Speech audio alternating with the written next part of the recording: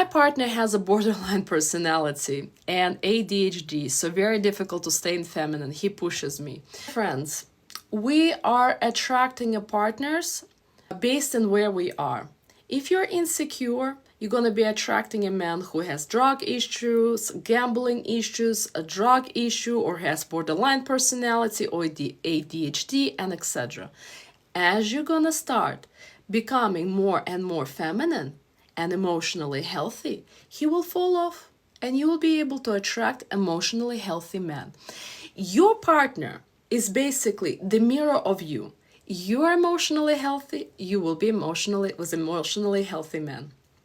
You are emotionally broken, traumatized, you will be attracting emotionally traumatized and broken men. So our partners is 100% reflection of us, and we get only what we really deserve in order to overcome our own obstacles, our own insecurities, in order to grow and reach a better level. But at this point, that's what it is. It's not bad. It's just what is. And this person is just showing you, you gotta work on yourself. And then either he will be motivated to get better or he will just fall off. Good question. What if she's complaining about her job? Too busy, no time for you. Masculine women will make a work a priority. Because masculine women are so scared and traumatized and have no trust in men that they will make a career, job, success a priority. And so yes, she's showing that there's no time for you. Unless you're gonna start becoming such a provider and protector and will tell her, you know what, I will help you with this, I'll help you with that, and so you can work less. And over time, if she trusts you, she's gonna start decreasing her work hours. But right now, we're living in a system where feminism is ruling both men and women. Men, they're taking away their confidence. And for women, yes, you can do it all. Go work and provide and lead and protect. You can be independent and successful. So in this feministic society, the goal is not for relationship to have harmony and working and healthy and happy and lasting relationship between a man and a woman. It's all about, I can do it myself for a woman and I don't need a man. So unfortunately, that's what we're living. And the current is pushing us towards that. And most women are looking, my girlfriend is working, my mom is working, my grandmother is still working, my other girlfriend is working, I gotta work too. Is it healthy for women? Not at all, because then kids will be at the daycare, they will be at kindergarten, and babysitters and strangers will be raising them. And the relationship, a woman, when she's working 40 hours a week, she'll be giving all her love, all her peace and calm and harmony to work for 20-30 bucks an hour, instead of keeping it to herself and giving it to relationship, family, and kids. But that's where we're living. Yeah, this is the current society. I have to move an hour from my husband for work for 1 year. I will come back and become SAHM. Is it bad? Absolutely. Because if you will be seeing your husband, let's say, every 2 or 3 weeks, at some point, a man not gonna feel that he is actually in a marriage. And that's when a man gonna start looking, okay, where's this woman that can actually spend quality time with me? Because you made, when you're moving for a job, you are showing to your husband, a work is more important to me than a relationship with you.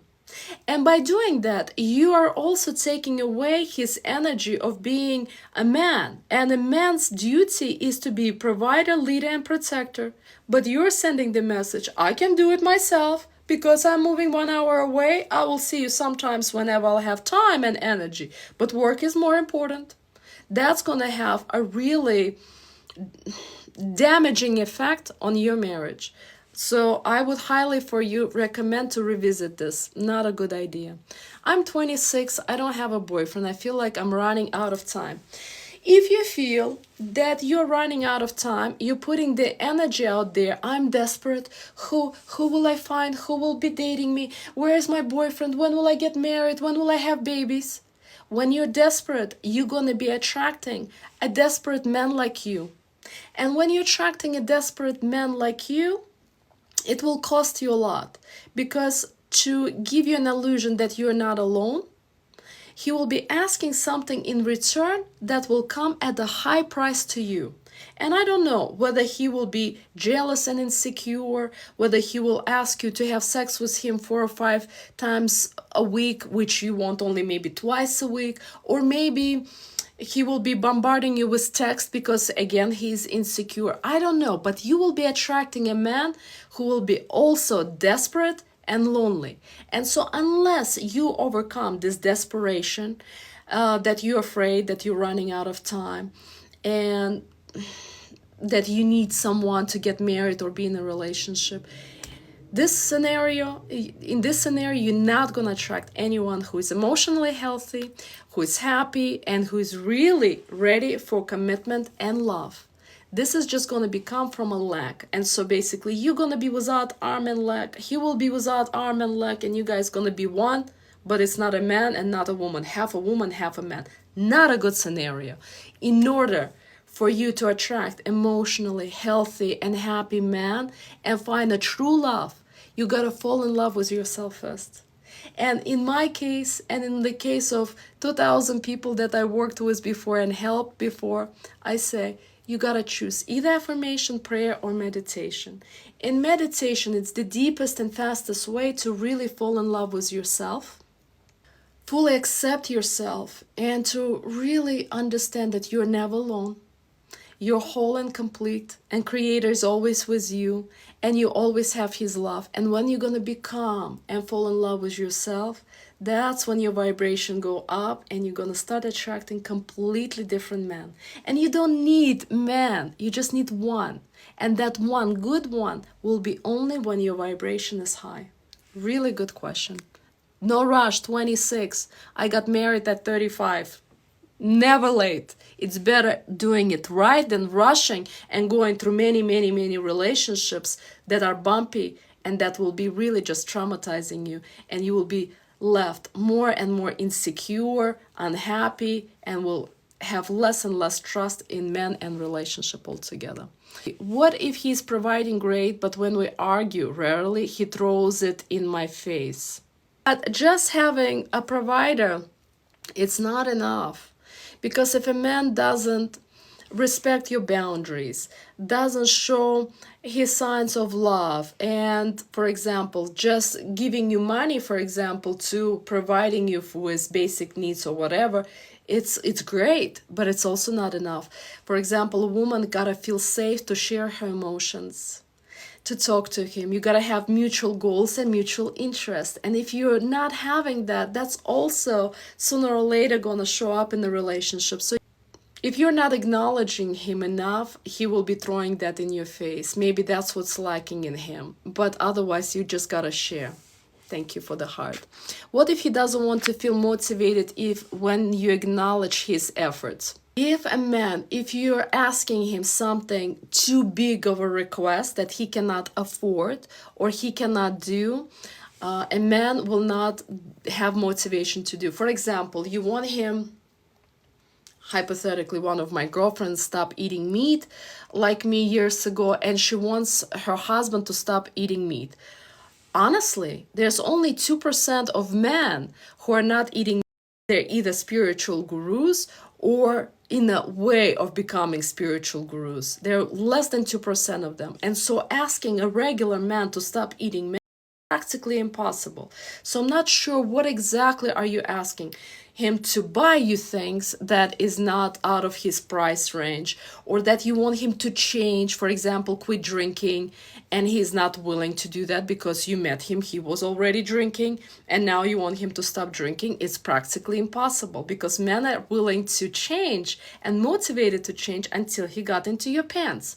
But once you're married a drunk, why will he change? Now, it's practically impossible, very rare, unless you are moving away in the distance and he sees how much he loves you now, he will be willing to change. Otherwise, to motivate man to change when he doesn't want to, it's practically impossible. So I don't know what exactly you're trying to do. How do we become women who are happy, energetic when we're stuck struggling with bills, worries, until Yes, I get what you're saying, Mona.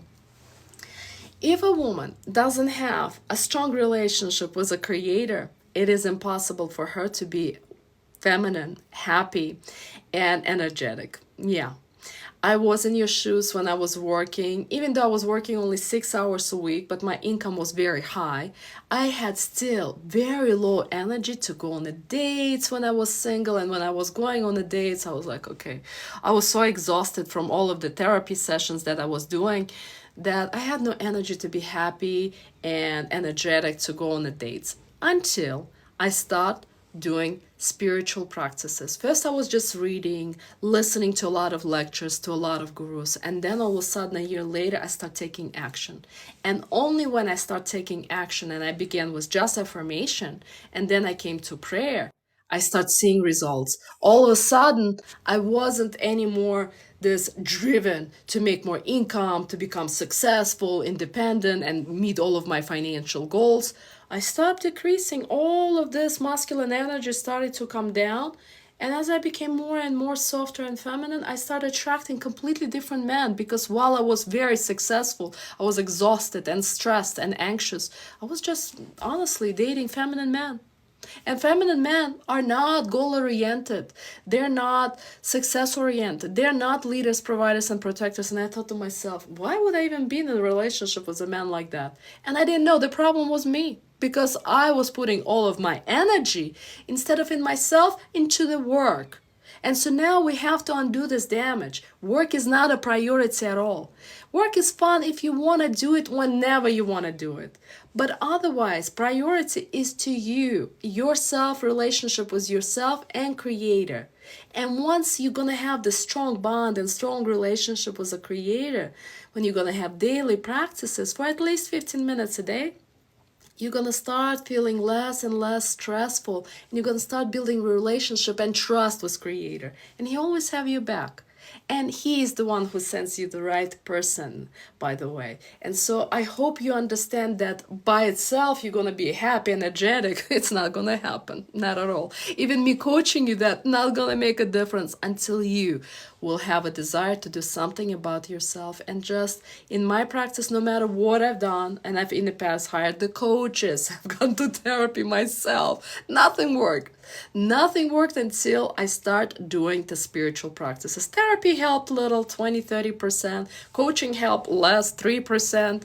But relationship with creator made a huge difference where I started to feel, wow, I'm not anxious anymore. I'm not worried anymore that I'm not going to find the right person. I'm not going to get married. I'm going to be stuck doing the work all the time and being single or being miserable, anxious, and worried all the time what I'm going to do with my life. All of that goes away. So I hope that helps.